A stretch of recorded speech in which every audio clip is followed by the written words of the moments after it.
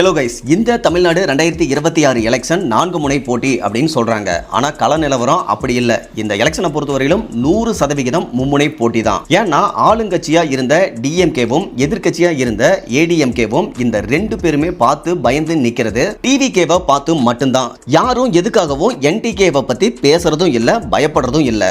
அதுக்கு முக்கியமான காரணம் நாம் தமிழர் கட்சியே பல இடங்கள்ல நாங்க ஆட்சிக்கு வரப்போறதில்ல அப்படின்னு சொன்னதுதான். அதுலயும் ரொம்ப முக்கியமா நாம் தமிழர் கட்சி ஆளும் மாநில மற்றும் மத்திய கட்சிகளை விமர்சிக்காம நாம் தமிழருடைய கொள்கைகளையும் மறந்து விஜய கேலி கிண்டல் பண்றதை மட்டுமே கொள்கையா வச்சுதான் இந்த 2026 தேர்தலை சந்திக்கிறாங்க.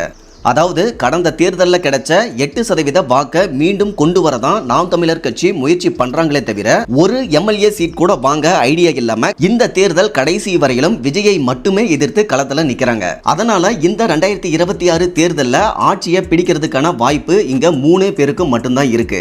அதே சமயம் டிவிகே கட்சி களத்துல இருக்கிறதுக்கான முக்கியமான காரணம் அவங்க தெருவுல நாலா பக்கமும் வர கூக்குரலுக்கு பதில் சொல்லிக்கிட்டு இருக்காம யாரை டார்கெட் பண்ணணுமோ அவங்கள மட்டும் டார்கெட் பண்றாங்க. அந்த விதத்துல அவங்க ஏடிஎம்கேவை கூட கண்டுக்காம அவங்க முழுசா டிஎம்கேவை மட்டும் தான் எதிர்க்கிறாங்க.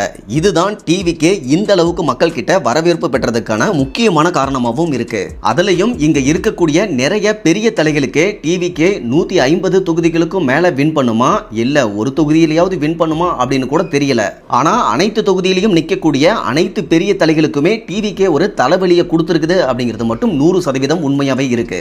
சோ அந்த பயத்தை நாம் தமிழர் கட்சி கொடுக்கல. அப்படிங்கிறதுனால இந்த போட்டியை பொறுத்தவரையிலும் 4 முனை போட்டி கண்டிப்பா கிடையாது, மும்முனை போட்டியா தான் இருக்கு இந்த 2026 தேர்தலில். அதுக்காக சீமான் கட்சி அதாவது என்டிகேவை பொறுத்தவரையிலும் இந்த அரசியல் களத்துல இருந்து முழுமையா விலக்க பெறுவதும் கிடையாது. அந்த விதத்துல 2-4% ஓட் அப்படிங்கிறது இந்த எலெக்ஷன்லயுமே என்டிகேவுக்கு கிடைக்கிறதுக்கான வாய்ப்பு அப்படிங்கிறது இருக்கு.